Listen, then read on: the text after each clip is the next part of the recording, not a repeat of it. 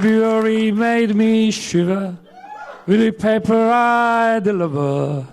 Bad news on the doorstep. I couldn't take one more step. Yeah, I don't think he'll be going one more step, and I think February really will be making him shiver.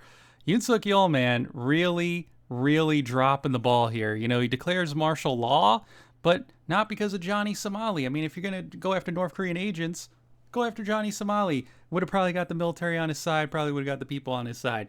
Come on, bro. But yeah, in all seriousness, it was pretty crazy when I got the news that this was going on. I was like, what? Martial law? Like, what? North Korea attack? Like, what's going on here? Then it's like, oh, North Korean agents. And I'm like, no. And he only got 15% approval rating. So, you know, everybody kind of knew what was up at that point. And then 190 MPs voted to shoot it down, which is pretty crazy. Unanimous, bipartisan. That's pretty wild. But also, like, what's really crazy about it is, like, Myung, he was able just to freaking climb the wall. The main opposition guy, which let's see if I can pull that up where we got that. Myung, which, oh yeah, this lady too, really badass. I mean, she just grabs the gun out of the soldier's hand. Okay, let's just pull some of that footage right here. And she's, she's a Democrat in South Korea. And look at her, she just grabs that gun. She don't fear nothing. And the soldier kind of points at her like, hey, back off, lady. But, you know, she don't. And she's like, are you ashamed of yourself? Like, what a badass, okay? That's pretty hot. Gotta say, that's pretty hot stuff right there. But besides that, you know, we got the Black Hawk helicopters coming down. You got the soldiers. I mean, they run through the hallway to try to, you know, get in. And as soon as they get sprayed with fire extinguisher, they're like, nope, we're done, bro. We're done. We're not doing this for this guy. Like, fuck this shit. Like, they don't try to shoot at them. They don't try to, like, you know, tase them or anything or continue to push forward. They kind of just back down, wait for the MPs to vote and, you know, end the whole thing. So that's like very embarrassing. And then, I mean, you had Myung just climb the wall to get in. The main opposition guy, like, under martial law, the whole perimeter is supposed to be guarded. It's not supposed to be that on YouTube Live, the main opposition leader can just climb over a wall and get in. Like, where's the tanks on guarding the wall? You should have a whole line of dudes stopping them from getting in. Clearly, that shows that the military was not interested in this. I mean, you had the Black Hawk helicopters, looks pretty scary, but, you know, besides these special forces guys that got sprayed with a fire extinguisher breaking in, not too much. I mean, this was the most that we saw in the front, but overall, you know, compared to what Korea has had in the past with, martial law, this was pretty weak. And I think it's because, you know, Yoon Yeol, he had very little support.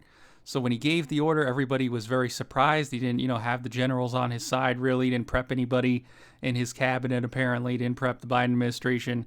Nobody. So he had very little support. And his approval rating, from my understanding, is only like 10, 15% in Korea. So, yeah. But look at those Black Hawk helicopters. This is insane, dude.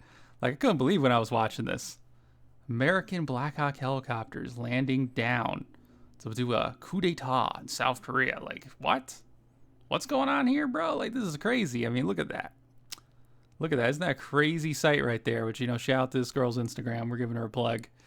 But yeah, look at the MPs just being carried right over. Like nothing. Like, no military stopping them or anything. So it's kind of like the military was like, we're going to, you know, enforce it, you know, bare minimum, but then once they get in and do the vote, oh no, they voted, I guess we have to stand down. And that was pretty much the end of that. So conclusion, Yoon Yeol is cooked. He thought he was this guy or this guy or this guy, but no, he's just Yoon Yeol, and he's cooked. He won't be lasting pretty long. I early predicted he would be impeached a couple years ago after he won. I was kind of neutral when he won, but after he won, I was like, you know, with the Itaewon Crush thing, which apparently he moved the president's address from the Blue House to the Ministry of Defense. Then they had to do more security in that area, which is near Itaewon, which led to the Itaewon Crush. And then, you know, that kind of rubbed me the wrong way. And then, you know, he broke a lot of his campaign promises, and, you know, he's been kind of unnecessarily poking, I would say, at a lot of other countries and stuff like that. So I was like, you know, Yoon Yeol, I could kind of see why the people give him a 10 to 15% approval rating now, even though he won kind of decisively. a lot of the cities, although overall the popular vote was really close. But yeah, I mean, I would say, it was a fun time for Yoon. Well, it was a fun time having him in America. Okay, we enjoyed him. He sang a pretty good American Pie, but it's over, buddy. It's over. Yeah, probably the only people who support him at this point are, some of the, the far right guys and maybe some CIA guys. But, in America, we love your American Pie, Yoon, but I think it's over, buddy. I think it's over. But yeah, it was a fun ride with Yoon Suk Yeol. Here's this other video I thought was pretty crazy: is a soldier bowing at the end, apologizing to the citizens once he realized that like 90% of the people weren't cool with this. So yeah, like, don't do coups. The lesson, moral story is, if you're gonna do a coup, at least have 50% of the people on your side, not like 10 or 15%. And maybe talk to your generals first. Make sure they're cool with this and they're gonna really carry it out and enforce it. Because, on paper you could do it, but if nobody's going to do it in practice, you're kind of fucked. And now his political career is over, and he's going to be impeached by probably the end of the week or sooner. And the they don't have vice president, they have a prime minister who will take over. And then they're going to have a faster election, because I think the election was originally scheduled for 2027. So now it's going to probably be at 2025 or 26. And they'll elect a new guy, which will probably be Lee Jae-myung. Lee Jae-myung, he was kind of unpopular before this. Again, he lost to Yoon Suk Yeol originally, but and where's the video of we got our, where is he?